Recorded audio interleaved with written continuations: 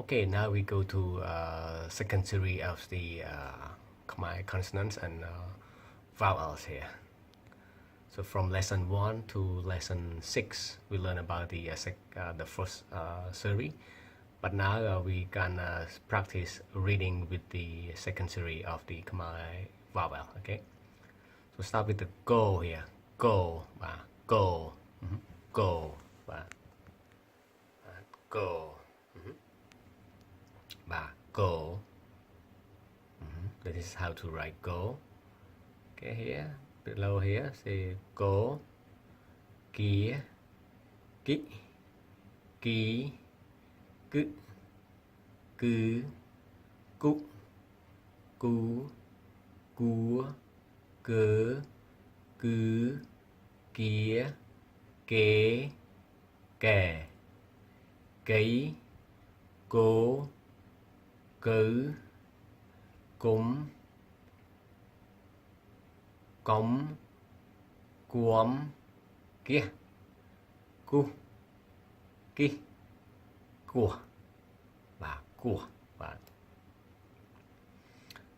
kề, kè, cổ, cùng, của, cổ, cù, cùa, cô bà, cô bà, sa cổ, sa cù, a kìa, cô kỳ, chào kia, cu cổ, chào kia, cu cổ, ta ký bé cổ, ta ký bé cổ. Okay. So here's a picture here. So koba referring to a male, cow.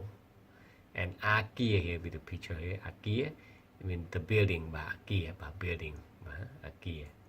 So akia, building, akia. Okay. So what is the next letter? Is the ko, so ko, ko. And this is how to write it, ko, so ko. Let's practice reading together. So ko, kia, ki, ki, ku, ku, ku, ku, ku, ku, ku, kia, ke, ke, kei, ko, ku, kum, quam, quam, kia, ku, ke, ko, ku, ke, ko, ku, ku, ku, ko, ku, ko, ku, go, kia,